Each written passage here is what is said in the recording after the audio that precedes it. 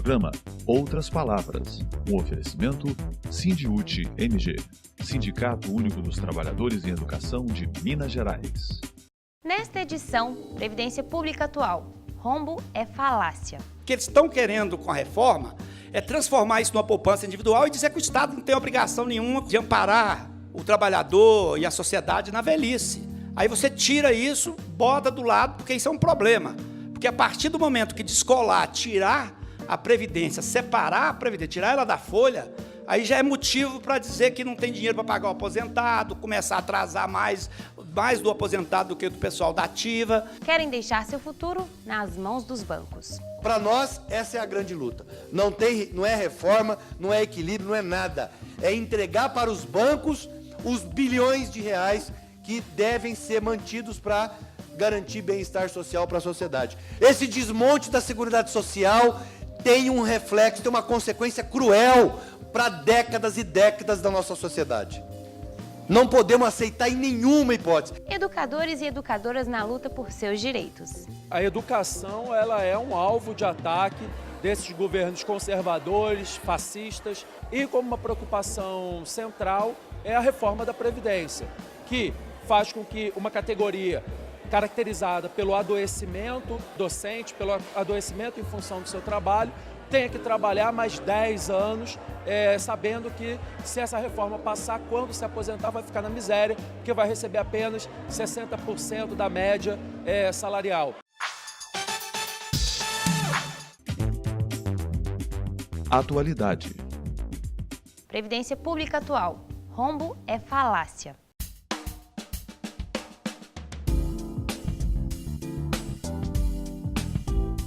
É uma discussão que a gente precisa ser feito, que fala de reforma de Previdência. Em primeiro lugar, eu vou demonstrar para vocês que a aposentadoria e a pensão é folha de pagamento, gente. Não tem que separar, tirar da folha de pagamento. Na lei de responsabilidade fiscal, no relatório de gestão, coloca a despesa com inativo, os aposentados e pensionistas, dentro de despesa de pessoal. É um item do orçamento. Então, essa história, o que eles estão querendo com a reforma é transformar isso numa poupança individual e dizer que o Estado não tem obrigação nenhuma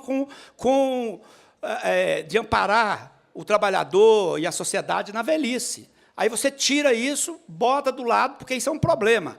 Porque a partir do momento que descolar, tirar a Previdência, separar a Previdência, tirar ela da folha, aí já é motivo para dizer que não tem dinheiro para pagar o aposentado, começar a atrasar mais do aposentado do que do pessoal da ativa e tudo. Então, assim, na realidade, hoje é o seguinte, isso é um item do orçamento, como é a saúde, a previdência, assistência, os outros gastos, habitação, entendeu? Vai por aí afora, o saneamento, tudo isso são itens do orçamento. Senão nós vamos criar agora um fundo para habitação, vão criar um fundo para a saúde, vão fazer só fundo agora, entendeu? Porque senão começa a ter a lógica. Essa lógica que estão querendo colocar é transformar a nossa previdência, que é um direito, em mercadoria, entendeu? Aí vem com esse negócio de caráter contributivo, isso veio lá das emenda 20 que veio, mas antes era tempo de serviço, porque tinha esse caráter. Você tem na Previdência, é o seguinte, não tem déficit de Previdência, tem um orçamento e você tem que olhar aonde você busca as receitas. Os da União não tem déficit, porque há um orçamento, no Estado faz parte da folha de pagamento, gente. Agora, o que eles estão querendo com isso? Tirar os aposentados, separar, para começar a criar o que está sendo nessa nossa reforma como uma poupança individual. Ou seja, quem tem dinheiro, quer dizer, vive, quem não tem, morre. Sabe? É essa que é o conceito. E para quê? Para banco ficar vendendo VGBL, BGBL. Na realidade, nós precisamos ter esse conceito. A Previdência é um direito nosso, e nós temos direito, e ela é bancada pelo orçamento, porque nós bancamos a carga tributária. 75% da carga tributária vem dos trabalhadores e dos mais pobres. Então, ele tem o direito de ter um amparo, ou o Estado não tem obrigação, com o cara no fim da capacidade laborativa, ou ampará-lo na velhice. Essa é a posição do Estado, ele não tem essa obrigação. Então, isso é o seguinte, que a gente precisa, esse conceito que nós precisamos ver, que Previdência é um direito universal da classe trabalhadora. Previdência não é mercadoria. A crise, se é que ela existe, qual que é o caminho para resolver isso? Quer dizer, Aí o caminho que eu vejo é o caminho pelo lado da receita, foi o que eu disse para vocês. Aí tem um planejamento da estimativa das renúncias fiscais. São benefícios fiscais para grandes empresas. Já tem pesquisa com relação a isso, que isso só serve para engrossar o lucro das grandes empresas. Isso não traz retorno social nenhum. O Estado foi abrindo mão de receita, com o argumento de gerar emprego. Isso é uma balela, é mentira, isso não existe geração de emprego para compensar esses absurdos dos impactos. Por isso que não tem dinheiro. Esse é o motivo que não tem dinheiro. A maioria desses benefícios fiscais são ilegais, sabe? Agora deram uma mudada na lei, mas a maioria é inconstitucional, porque eles têm que ser, o benefício fiscal ele tem que passar pelo CONFAS, a maioria não passa, é produto da guerra fiscal, sabe? Isso aqui é o momento para resolver isso. Na realidade, não há necessidade de fazer arroxo salarial em cima dos servidores, de reforma administrativa, de privatizações, de você desmantelar o serviço público. É por aqui, pegando a parte da sonegação, mais a dos benefícios fiscais, tem dinheiro aí que dá para fazer uma revolução na área social. Por isso que não tem dinheiro, por isso que tem crise. Entendeu? É a crise fabricada. Você acaba dando tudo para os empresários, entendeu? Sabe? Você joga joia na burguesia e dá osso para os pobres, né? Entendeu? Então, é mais ou menos isso, esse sistema tributário aqui que tem jeito. Se você colocar, por exemplo, essa média, a média mais ou menos do recolhimento em relação ao faturamento, deve dar uns 2,3, na época eu peguei esse total, dá 2,3 mais ou menos. Se você dobrar isso, já tem muito dinheiro, não precisa dobrar, se você aumentar um terço, resolve. Agora, isso aqui precisa de vontade política, isso aqui precisa enfrentar o poder econômico, o poder político, precisa ter desgaste para você alterar isso aqui.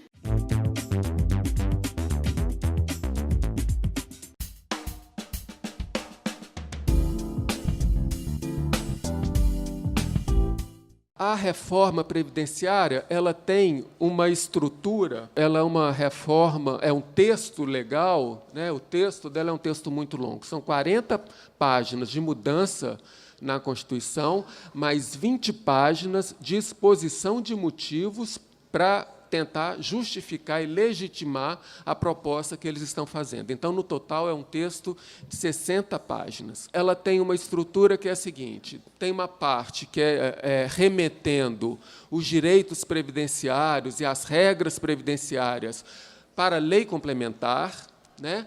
Então, fala o seguinte, olha, vai acontecer, no futuro vai ter uma lei complementar que vai definir quais são os benefícios, quais são as regras de acesso, como é que são calculados. Então, remete todos os direitos e as regras previdenciárias para lei ou leis complementares futuras, né? Mas depois fala, tem um segundo bloco, que são de disposições transitórias, que é mais ou menos o seguinte, quais são as regras que vão vigorar enquanto não se tem essas leis complementares futuras, então quais são as regras que vão vigorar nesse período intermediário, e depois tem as regras de transição de quem já está, particularmente daquelas pessoas que já estão próximos de fazerem direito a se aposentar. Então, são as regras de transição. E ainda tem um outro bloco, que é a questão da assistência social e de outras coisas que eles penduraram aí no meio do texto legal. Ao remeter boa parte das regras para leis complementares, eles trazem uma insegurança tremenda para todas aquelas pessoas que ingressam no sistema previdenciário. Porque qual é a garantia que eu vou ter que eu vou entrar no mercado de trabalho, ou se eu já estou no mercado de trabalho, eu estou filiado ao regime geral, a um regime próprio, e que as regras não vão mudar até eu conseguir fazer direito à minha aposentadoria. Ou seja, colocando as regras em leis complementares, isso traz uma grande insegurança para as pessoas que são filiadas ao sistema, e isso, então, corrói a confiança das pessoas no sistema de previdência público. Eles tiram da Constituição o que não interessam ao capital financeiro, a quem tem essa visão restrita de Estado, e jogam para a Constituição aqueles pontos que interessam a esses interesses. Querem deixar seu futuro nas mãos dos bancos. O ex-ministro da Previdência, Carlos Gabas, ao participar de um seminário na Assembleia Legislativa de Minas Gerais, em Belo Horizonte, criticou a PEC 06 da reforma da Previdência. Ele disse que o desmonte da Seguridade Social não pode ser aceito em hipótese nenhuma. A primeira coisa que nós temos que compreender, esta PEC não é uma reforma da Previdência. Esta PEC é um ajuste fiscal na conta do trabalhador. Não tem nada de reforma na Previdência aí. Não tem nenhuma relação com o equilíbrio das contas da Previdência. Eu digo que é a luta das nossas vidas, nós trabalhadores. Por quê? Porque não é só um desmonte da sua aposentadoria. Não é só que nós não vamos conseguir nos aposentar mais. A PEC do Bolsonaro, gente, ela é tão do mal, ela destrói um conceito de seguridade social, um conceito de proteção social, que, na minha avaliação, é um dos maiores avanços da Constituição de 88. Nós saímos do estado de exceção e conquistamos algum grau de proteção social. E por que nós temos que defender este algum grau de proteção social? Porque nenhum país civilizado, nenhuma sociedade que se diz com algum grau de humanidade, desprotege a sociedade ao nível do que o Bolsonaro quer fazer. Alguns países já fizeram. Por que isso é um desmonte de um Estado que nós disputamos? A PEC do Bolsonaro, a 06, é, na realidade, a disputa pelo Estado brasileiro, pelo papel do Estado brasileiro. É isso que tem que nos mover na sociedade. A dificuldade nossa, sabe o que é? Traduzir em linguagem popular o que significa PEC. Porque Previdência, gente, é um terreno árido. Eu trabalho na Previdência faz 33 anos. Aí vem o Temer e desmonta um pedaço. Por quê? Porque esfacelou a CLT. E a regra trabalhista, ela tem tudo a ver com o nosso conceito e o nosso modelo de Previdência Social. Por que ela tem tudo a ver? Porque se você tem uma regra, se você tem uma relação de trabalho regulada por uma lei que protege o trabalhador, que protege o emprego, você tem previdência sustentável. Ou não? Olha só, até 2015, o regime urbano de previdência tinha superávit. Peraí, como assim até 2015 tinha superávit e agora virou o problema do país? Qual foi a hecatombe que aconteceu de 2015 para cá? Uma crise econômica, mas que foi potencializada por uma crise política, para justificar tirar do poder uma presidenta legitimamente eleita e que não cometeu nenhum crime. O que tinha que fazer? Leva o país para o caos, que a gente fala, ó, e aí vocês se lembram, ela tem que sair pelo conjunto da obra. É isso. O conjunto da obra é muito ruim. Esse conjunto da obra, em dezembro de 2014, tinha pleno emprego. Por isso que a Previdência tinha superávit. De lá para cá, deteriorou as contas de uma maneira que é verdade, hoje tem déficit. Mas eu quero dizer para vocês muito tranquilamente, e não é irresponsabilidade, viu? Eu quero dizer para vocês o seguinte, e daí? E se tivesse esse déficit? Não tem. Não tem. Mas nós não podemos olhar para um modelo de proteção social com esse conceito de déficit e superávit. Nós estamos falando de proteção da sociedade. Ah, então você é um irresponsável, porque não pode pagar benefício sem arrecadação. Negativo.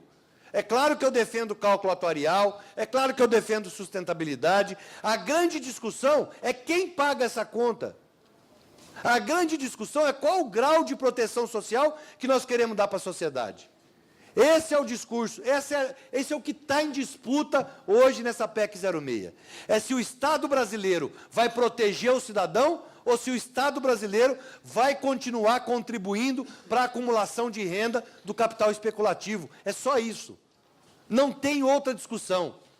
Por isso que essa é a luta, é a guerra da nossa vida. Porque ao desmontar esse modelo de proteção social, nós vamos mergulhar o país literalmente na barbárie. Para nós, essa é a grande luta. Não é reforma, não é equilíbrio, não é nada. É entregar para os bancos os bilhões de reais que devem ser mantidos para garantir bem-estar social para a sociedade. Esse desmonte da Seguridade Social tem um reflexo, tem uma consequência cruel para décadas e décadas da nossa sociedade. Não podemos aceitar em nenhuma hipótese. Eu defendo reforma, claro que eu defendo. Que comece cobrando devedores, que comece acabando com as isenções fiscais, que comece rediscutindo com a sociedade o modelo de financiamento. É disso que se trata. Ah, de onde você tirou isso? Não estou inventando roda. Os países europeus, que têm o modelo de repartição, que é o nosso, que é o que protege, que é o que tem sustentabilidade, que é humano, que é justo. Porque vamos pensar aqui, gente, a desigualdade que tem, não estou falando nem no Brasil, o mundo tem desigualdade social. Quem é responsável pela desigualdade social? É o afetado? A tese deles é o seguinte: o filho do trabalhador braçal, se ele quiser, ele vira médico. Não vira pela incompetência dele. Essa é a tese. Não fala que o infeliz com 14 anos está ajudando o pai na enxada, ou batendo concreto, ou capinando terreno, plantando alimentos. Ele não tem a mesma oportunidade, gente. Ou nós, classe trabalhadora, ou a gente bota isso na cabeça, ou então a gente fica com aquela culpa cristã, e eu sou cristão, com aquela culpa cristã de que a culpa é nossa, eu não me esforcei muito. Não se trata disso. Não tem oportunidade. E aí os caras vêm com essa tese da meritocracia, gente. Nós temos que combater isso. Onde é que tem meritocracia na herança? Fala para mim. Onde está o mérito na herança? E é disso que se trata. A desigualdade se perpetua. E aí, se a sociedade minimamente não tiver um mecanismo de proteger esse filho do trabalhador braçal, que muito possivelmente vai ser um trabalhador braçal. O extrato braçal, o extrato do trabalho pesado, que deteriora a saúde, que não tem qualificação, que ganha menos, que morre antes, vai continuar sendo o mesmo. E não é porque é agora, vem assim desde a Idade Média, desde a caverna, gente. É do ser humano ainda, infelizmente. Eu espero que um dia a gente evolua a ponto de entender que daqui você não vai levar nada a não ser o que você fez. O caixão não cabe isso. E tirar do seu filho, da sua filha, a responsabilidade de ganhar sua vida pelo seu suor, você está fazendo um mal para o seu filho. E esses caras pensam que a quinta geração não vai precisar trabalhar. Por quê? Porque ele está juntando e tirando dos outros. Juntando e aumentando a fome, a miséria. Gente, o que está acontecendo nesse país, muito rápido, muito rápido. Eu tenho andado o Brasil inteiro. A quantidade de gente na rua, morando, pedindo, mendigando, morrendo de fome, morrendo de frio, não é pouco. Não é pouco. Nós experimentamos um Brasil diferente há pouco tempo. Nós queremos aquele Brasil de volta.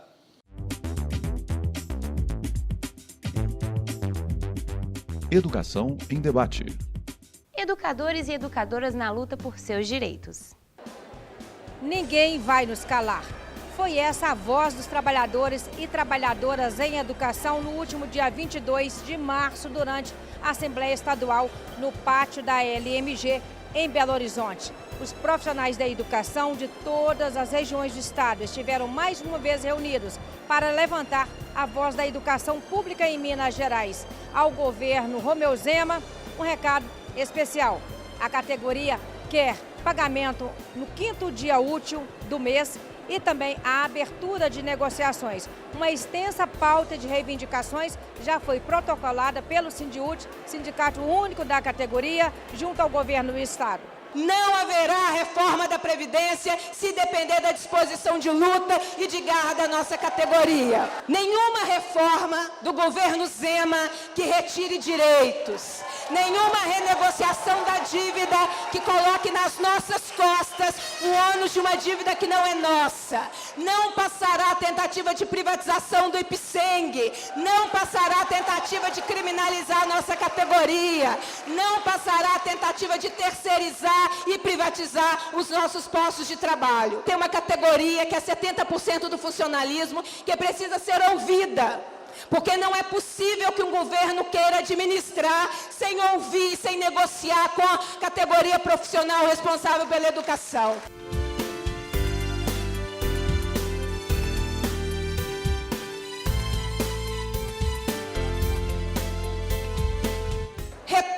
as nomeações. As nomeações fazem parte de um processo fundamental de reestruturar o Estado. Quer fortalecer a Previdência? Nomeação de concurso público. Quer fortalecer o IPSENG? Nomeação de concurso público. É a nomeação e a continuidade de realização de concursos que acaba com a precarização e nos protege em relação às privatizações e às terceirizações. Todas as demandas, nós vamos fazer a luta aqui no Parlamento e vamos fazê-la na rua. Porque um não substitui o outro. Se a gente sair da rua, a gente perde. Se a gente não disputar a nossa pauta aqui, a gente perde.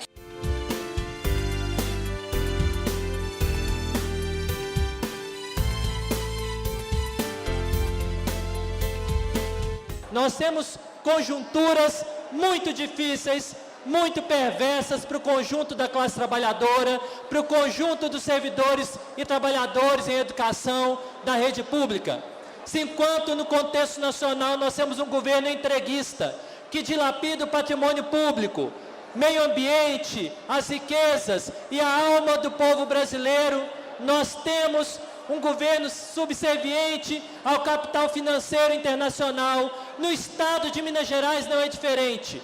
O governo que se diz novo, de novo não tem nada. É o que de mais velho e retrógrado na política brasileira existe. Consegue ser pior do que o liberalismo. A proposta do governo Zema é de não concurso, é de demissão de servidor efetivo, é de redução da mão de obra, é de desqualificação da escola pública, é de menos investimento e, para tanto, eles precisam disputar no imaginário da população através da inspeção, da Superintendência de Ensino e da Secretaria de Educação, e aqui dentro na Assembleia Legislativa através daqueles que fazem a sua base, de disputar o imaginário, o currículo oculto da escola pública, de disputar a narrativa e dizer que escola pública é cara e que não faz nada, que o currículo não é cumprido, que os resultados são satisfatórios. Para isso, fazem a discussão do escola sem partido, fazem a discussão de menos investimento, de salas superlotadas, de ausência de negociação e de tentativa de silenciamento do sindicato. Na escola pública de Minas Gerais, na educação pública, nós entramos pela porta da frente, é pelo concurso público, é pela valorização dos trabalhadores, é pelo diálogo constante com o sindicato, é pelo respeito à carreira, aos direitos duramente conquistados. O que mais preocupa a educação nesse momento, Fábio? Olha, a educação ela é um alvo de ataque desses governos conservadores, fascistas, que assumiram. Eles têm essa preocupação em atacar a educação. E como uma preocupação central é a reforma da Previdência, que faz com que uma categoria caracterizada pelo adoecimento docente, pelo adoecimento em função do seu trabalho, tenha que trabalhar mais 10 anos, sabendo que se essa reforma passar, quando se aposentar vai ficar na miséria, porque vai receber apenas 60% da média salarial. Então hoje, nesse momento, a nossa luta central é contra a reforma da Previdência, impedir essa reforma da Previdência e o não fechamento de escolas, não permitir que as escolas sejam fechadas e lutar pela manutenção da educação pública. A propósito da reforma da Previdência, o que acontece? Faz com que as pessoas ficam velhas, envelhecidas dentro da escola, né? Não conseguirão trabalhar, muitas das vezes poderão até morrer sem se aposentar. Então, por isso é importante combater agora, para depois, mais tarde, não sofrer todas as consequências que virão. E sem falar que, com essa reforma, a gente vai ficar cada vez mais pobres, ficaremos empobrecidos. O estrago da educação, a multisseriação de escola. Um professor não tem condição de dar aula para 3 turmas, botar terceiro, quarto e quinto ano, tudo junto numa turma. Isso é humanamente impossível, é fazer de conta e colocar que o menino não aprendeu nada. Porque você ensinando uma matéria só, você ensinando para uma turma já é difícil, já é complicado. Imagine você que tem que ensinar para 4 de uma vez. Em relação à reforma da Previdência, você também se preocupa com ela? Mas é uma preocupação muito grande. A gente saber que tem o dinheiro e eles estão querendo tirar do nosso bolso uma conta que não é nossa. porque nós já contribuímos assim e muito para a Previdência. E nós sabemos muito bem que não tem condição de uma pessoa trabalhar até mais de 60 anos de idade. Trabalhei a vida inteira e, através da minha contribuição, nós garantimos a previdência dos mais velhos, né? Ou seja, garantimos a sustentação, né, financeira para que ninguém precisasse ficar na rua mendigando. A ideia do governo agora é abandonar isso, é dizer que cada um cuida de si. Isso não existe numa sociedade. A sociedade, um tem que cuidar do outro. A previdência é para quem ficar mais velho, é para quem ficar incapacitado de trabalhar, é para a gente cuidar da sociedade brasileira. Fora disso, é a barbárie, é a miséria e é a fome. Então, todo mundo nas ruas, precisamos derrubar essa reforma. Momento CNTE. O Sindiúti-MG divulga e apoia a iniciativa da Confederação Nacional dos Trabalhadores em Educação, CNTE, de lançar, neste mês de março, o concurso de vídeos de 1 minuto, Luz, Câmera, Educação. Segundo a CNTE, o prêmio para os vencedores será equivalente ao piso nacional do magistério. As inscrições são gratuitas e devem ser feitas até 1º de abril pelo site www.cnte.org.br/concurso. A educação pública, o ativismo pela igualdade de direitos e a luta pela preservação e valorização do patrimônio cultural afro-brasileira perdem muito com a ausência da militante da causa negra, educadora e líder religiosa Makota Waldina, de 75 anos, que faleceu no último dia 19 de março em Salvador, na Bahia. Makota Waldina, durante passagem por um evento sobre educação e igualdade racial, promovido pelo Sindiúti em Belo Horizonte, encantou a todos e todas com o seu olhar atento e a sua voz autêntica a favor da liberdade, da igualdade e do combate ao racismo. Foi a partir de minha vivência de infância, de juventude, aprendendo num bairro negro e depois, enquanto formada educadora, pegando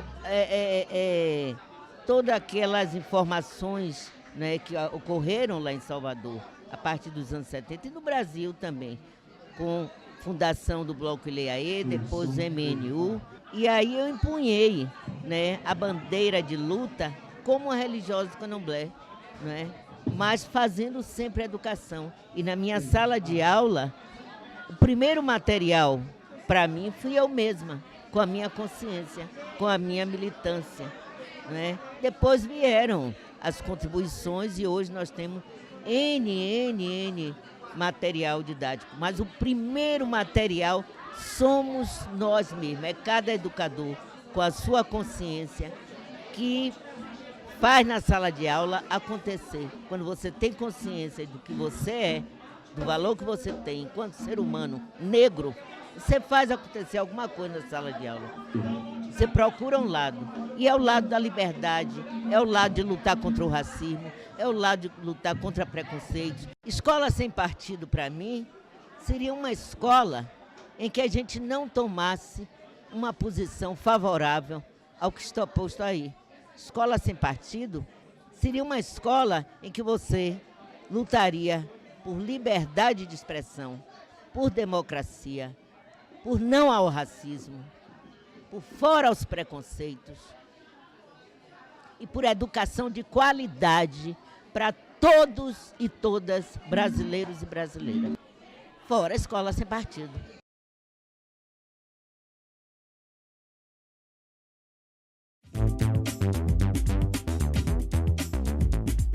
Fiquem agora com o nosso quadro de humor. Obrigada pela audiência, voltaremos no próximo sábado. Até lá!